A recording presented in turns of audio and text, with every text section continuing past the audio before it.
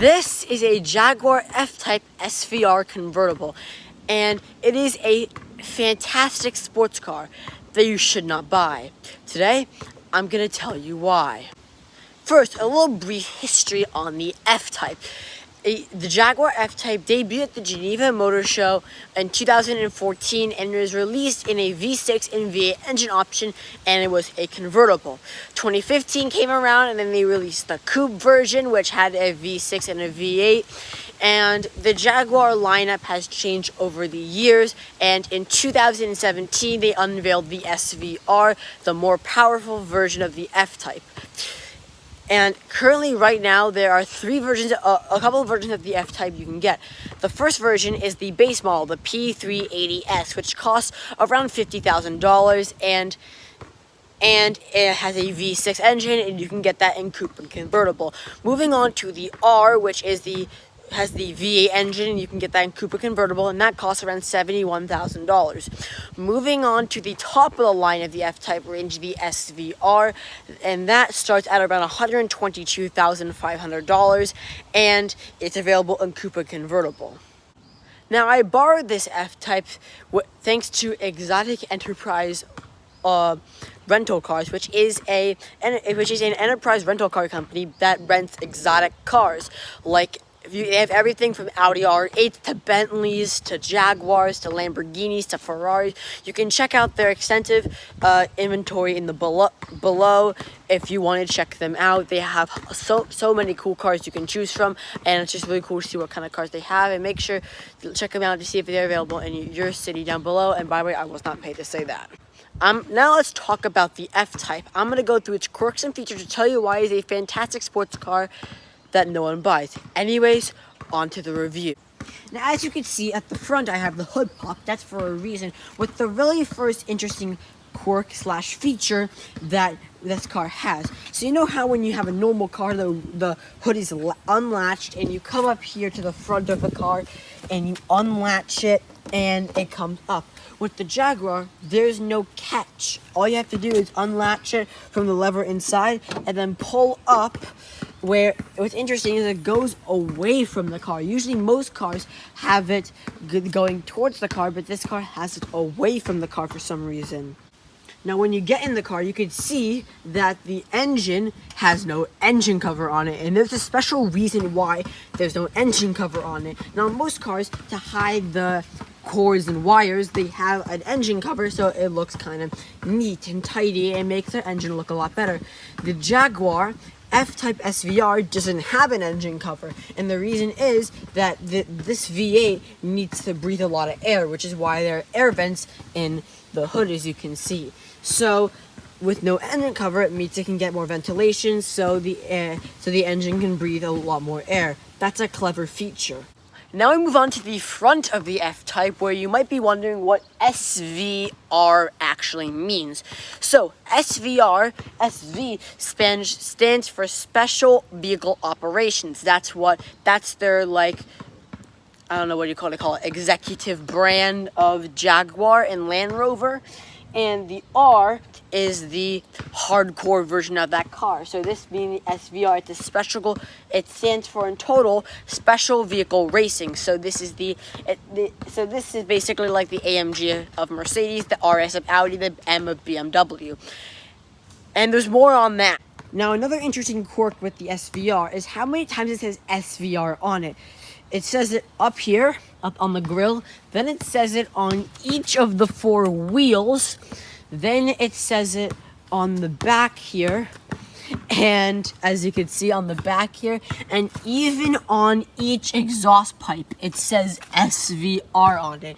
And then moving on to the interior of the car, where as you can see, it says SVR on the headrest, SVR in the center display, and SVR on the screen. That is a lot of SVR logos, and I kind of find that kind of excessive, but again, Jaguar's trying to promote this brand as much as possible. It says SVR on the door sills as well. You might be wondering what these things are sticking out of the car.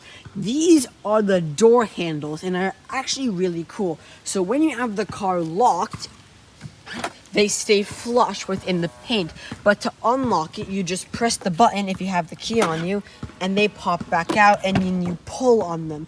A lot of Land Rover and Jaguar models have this, and I really, really like that touch. Now, before we move on to the interior, I want to talk about what these things are on the back, and it's a very interesting quirk with the F-type. So every single F-type, as you may know, Jaguars are made in England, and they have to get transported over to the USA, and at the port, these cars aren't technically legal yet until they have these on here. Apparently, the US regulations require the F-type to be a certain width, and they stick these on there, this thing on there, when they arrive at the port, so they can obey the regulations of the US. Very interesting, and if you have one of these on your car, that means that it wasn't wide enough and they had to make it wider at the port. Next, we move on to the interior of the F-type, where I want to start off with the seats. So the seats have this really, really cool diamond stitch pattern, and I really, really like that touch. It's perforated leather, and it's just really, really cool, and that pattern also goes on the doors as well. I really, really like that touch on the SVR. Now, moving on to how you adjust the seat on this car. So obviously, there's not anything down here. Obviously, there's not anything down here, and you might be wondering, where are the seat controls? Well, they're actually on the door. Every single one, your memory settings, your the seat bottom, the lumbar, everything is on the door. And I actually really, really like this because I don't really like having to wedge your hand in between the seat on most cars, so you can adjust the seat. I prefer to be on the door, and I wish more cars can adapt to this feature. Moving on to the door to the inside of the car, so we can see this line in the middle of the center console. I don't really know what that is for. It's just a line that starts from the bottom and then goes all the way through the Alcantara into the speaker. It's this indent that's perfectly separating between the two sides. I don't know what this is, but it's a cool styling cue on the F-type SVR. The next quirk of the Jaguar F-type is the start button. If you put your foot on the brake, the start button pulses like a heart, if you can see that. And the reason behind this is because the engine is the heart of the car. So you're basically starting up the heart of the car, and then when you press it, the engine roars to life. Quirk of the F-type is with the air vents. As you can see in this entire center console, there are no center channel air vents. There are air vents on the side here, but there are no center channel air vents. They're mounted up here.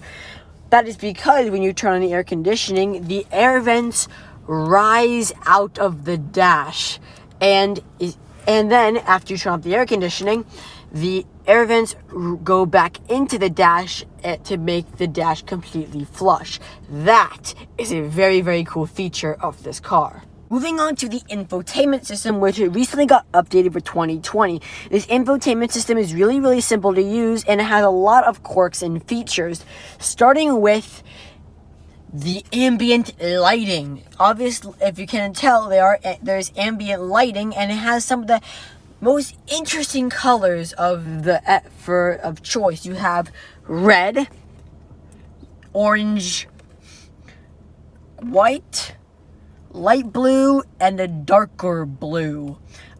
For me, I prefer red as my ambient lighting color. With the wallpaper setting in the infotainment system, as you can see, if you tap wallpaper, you can get a lot of different wallpapers that don't look very different at all. They either look all white, and they have these little white graphics on them. They don't look very different at all, and for me, I prefer the white one with the trees with it.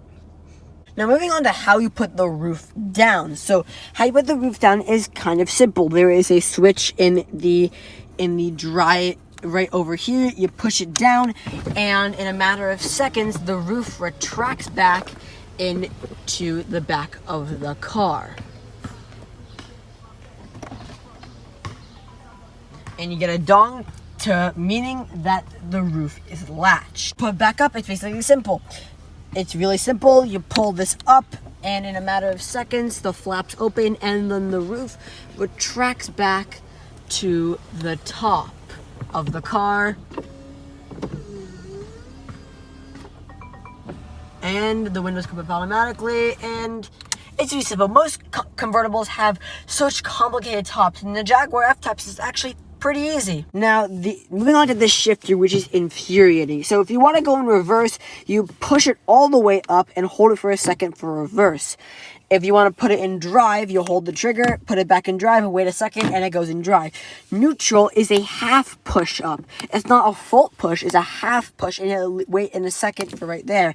And park is to press a button. I really don't like these shifters. They're really infuriating, and if you're trying to get in a quick turn situation, you're going to go backward and forward, and I think it's really easy if you just have a normal shifter or a flappy paddle shifter. Next, we run to the drive mode select. Okay, yeah, check this out. So you have this little lever down here, and you can choose between which you have one with a little line and a checkered flag, and then one with snow and a couple of raindrops. These are the modes. So you have the normal mode and then the race mode or dynamic mode, which opens up the exhaust so you can get a louder sound. To show you that they are different, I'm going to do a little sound comparison. I'm going to give you a startup and a couple of revs of one in normal mode and dynamic mode to compare.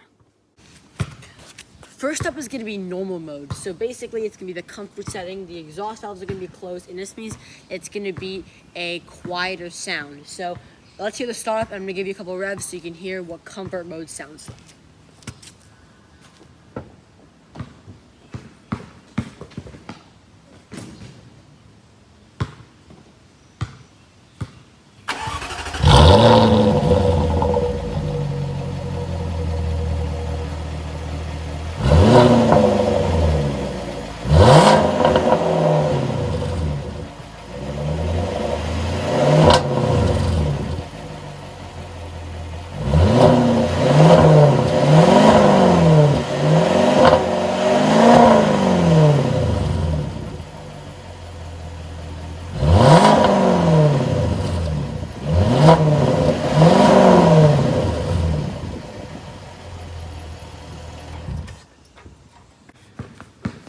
Now this is dynamic mode, so the exhaust valves are going to be open. It's going to make a much louder sound of a startup and a rev.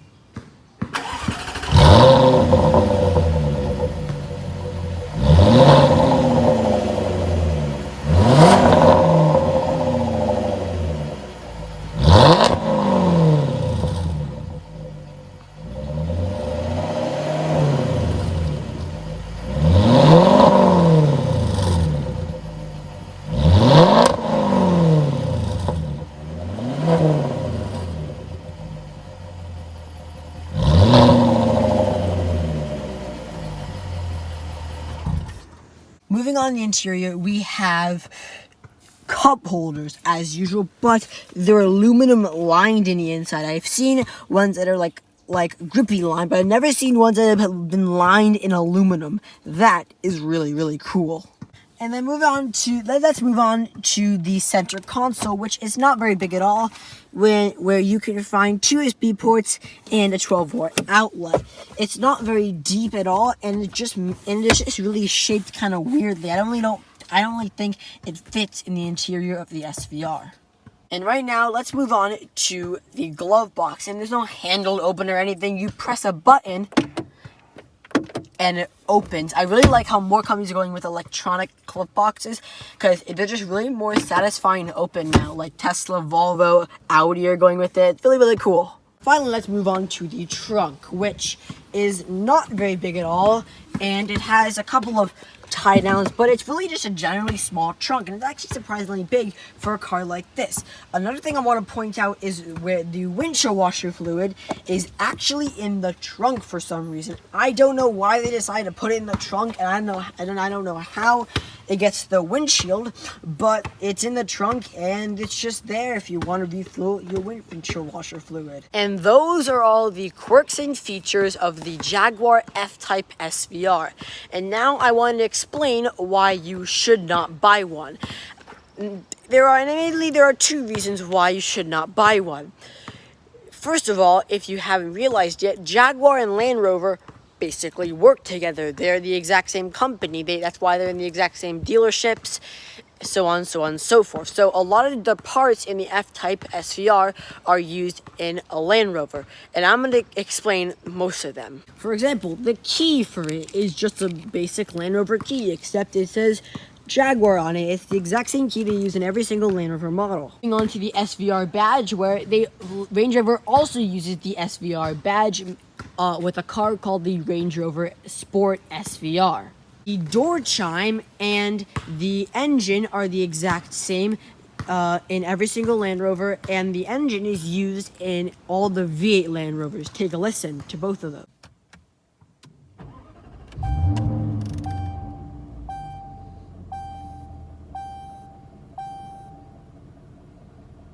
The infotainment system is the exact same infotainment system used in the Range Rover Velar, Range Rover Sport, and Range Rover Evoque. It is the exact same one, except it says Jaguar in it, and all they have to do to make it say Jaguar in it is they have to program it. It's the exact same system. Things like the shifter are used in every single Land Rover.